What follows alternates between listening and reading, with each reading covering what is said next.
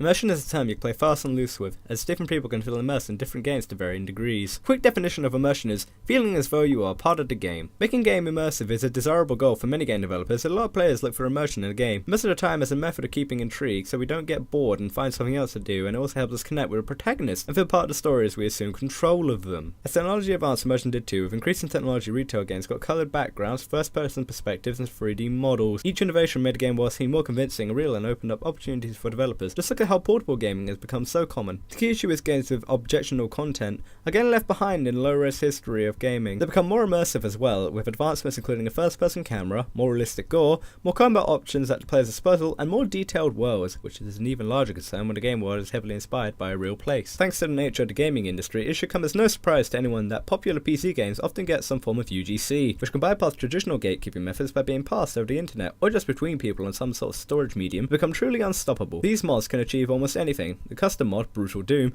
alters cult classic Doom to be more violent and gory than it was before, which is like adding 12 spoons of sugar to your Red Bull. Another notable example of a controversial mod would be School Shooter North American Tour 2012. The game plays out just as its lengthy name would suggest. You assume the role of a school shooter and your objective is to kill as many students as possible before you're taken down by police and SWAT teams. This mod is clearly using a controversial subject matter as means of gaining attention, thereby manipulating moral panics about the dangers of violent games. Some developers have used the player's immersion. Bethesda did this for Fallout 3, but letting the player create a character and become attached to them as they explore a vast wasteland with them. But at the end of the game, your character dies and you must purchase an add-on if you still want to explore the wasteland after the story. The marketers could say this business model plays out like a hostage situation, in which the developers take the player's character and only release him/her to the player once they have paid up. So how do violent video games affect children? This question is apparently so important it keeps coming back to haunt us like the relentless ocean. I can say without doubt video games don't make regular kids homicidal maniacs. People who play games and commit publicised crimes clearly have something wrong with them, and video games alone can't be blamed more than any other medium. And the fact that they play video games is often manipulated by journalists to scaremonger, especially when we consider how popular gaming has become as a hobby. Lazy parenting is far more damaging to our youth than Call of Duty alone could ever be. In conclusion, I don't believe video games are harmful to our moral fibre like moral guardians say it is, and they are all too often used as a scapegoat to provide a simple answer for some of the horrible things people do.